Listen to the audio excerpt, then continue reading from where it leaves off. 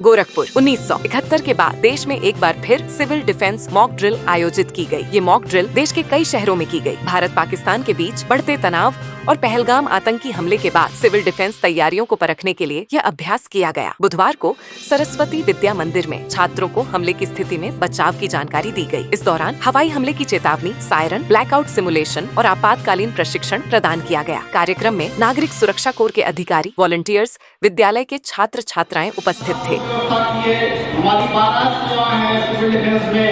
ये किसी भी आपात से निपटने के लिए 12 सेवाओं का गठन किया गया।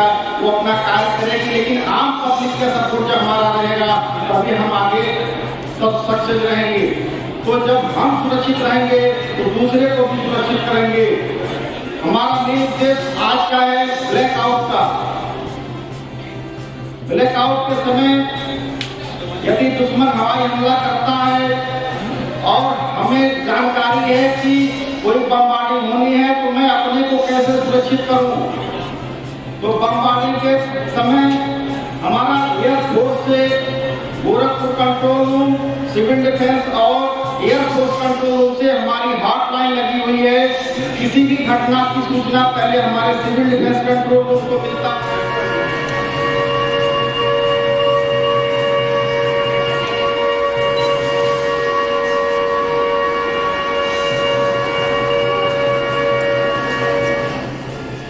इस तरीके से आपने देखा होगा एक उनमें और मैं हैंड ऑपरेटेड सैलरी के माध्यम से भी बता रहा हूँ। एक साथ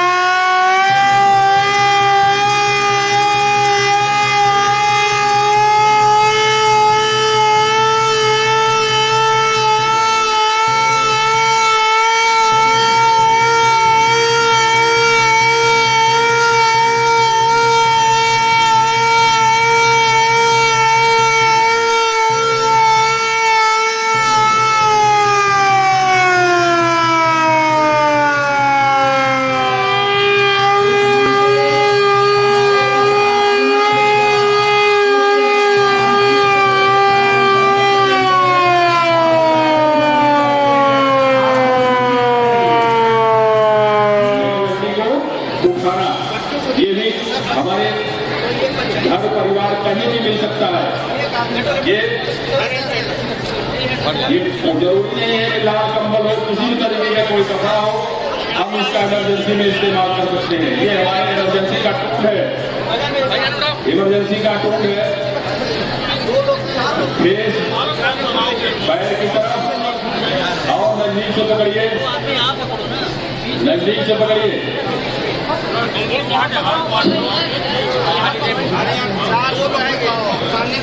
पैर की तरफ बच्चों को देखने दीजिए।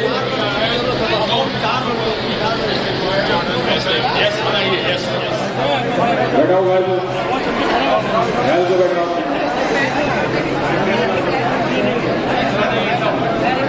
ले जाओ, पैर पकड़ो एक हाथ से। ये सीधा रखो उसको। हंसने का नहीं है बच्चों, ये इमरजेंसी मेथड है। जो सारे उपाय सारे हमारे काम नहीं आते हैं तो अभी सब काम आता है। बहुत बढ़िया। इसी क्रम में देखो बच्चों, ये किनारे से इधर आइए विजय जी। ये बच्चों फायरमैन लिफ्ट है। अगर एक व्यक्ति अगर रेस्क्यूअर है, बचाने वाला है, तो इस तरीके से उठा लेंगे। ये फॉर एंड आफ्ट मेथड है। आप उधर से जाइए, आप उधर से जाइए। आप पकड़ने का मेथड है ये।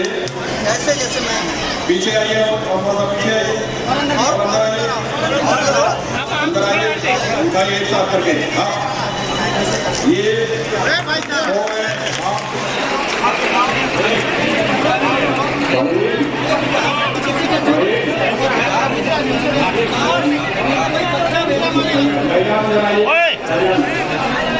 ये करके दिखाई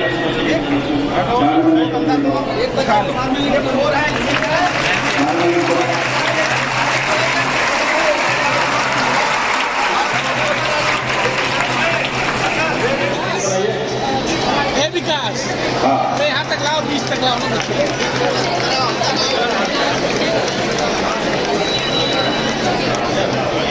ये बच्चों ठीक, अभी का ये हो गया, ये 4 हैंड।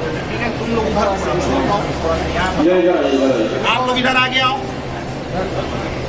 ये बच्चों देखो, ये है, आप थोड़ा बताइए। अब अपना नाम वाले मांगो, अब पकड़ो। वहाँ कहाँ चल जा रहा है यार? एक लड़का आ जाओ, कोई एक लड़का आ जाओ।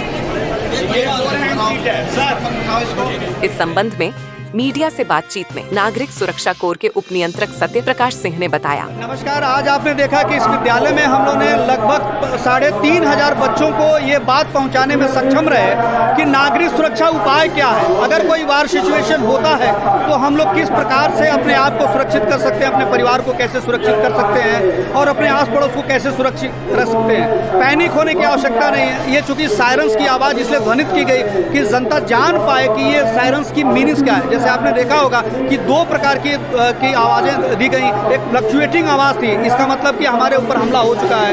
दूसरी थी ऑल क्लियर सायरन, कि इसलिए बजाया जाता है कि अब वो पास हो चुके हैं, दुश्मन के विमान जा चुके हैं और सुरक्षा एजेंसियां जा करके रेस्क्यू ऑपरेशन चला सकती हैं। क्या बताया गया बच्चों को बताया गया कि अगर कोई छोटा मोटा कोई इंजरी होती है, कोई हादसा होता है तो किस प्रकार से इमरजेंसी मेथड, क्योंकि तमाम एजेंसी को आने में थोड़ा वक्त लगेगा, उस समय तक हम अगर कोई स्वस्थ है आसपास के लोग तो किस प्रकार से हम लोग इमरजेंसी मेथड ऑफ रेस्क्यू का प्रयोग करके किसी जनता को बाहर निकाल सकते हैं, हॉस्पिटल तक पहुंचा सकते हैं, ऊंची बिल्डिंगों से नीचे ला सकते हैं, अब अपने आप को फंसे हुए स्थान से बाहर निकाल सकते हैं। वही प्रदर्शन करके बच्चों को समझाया गया।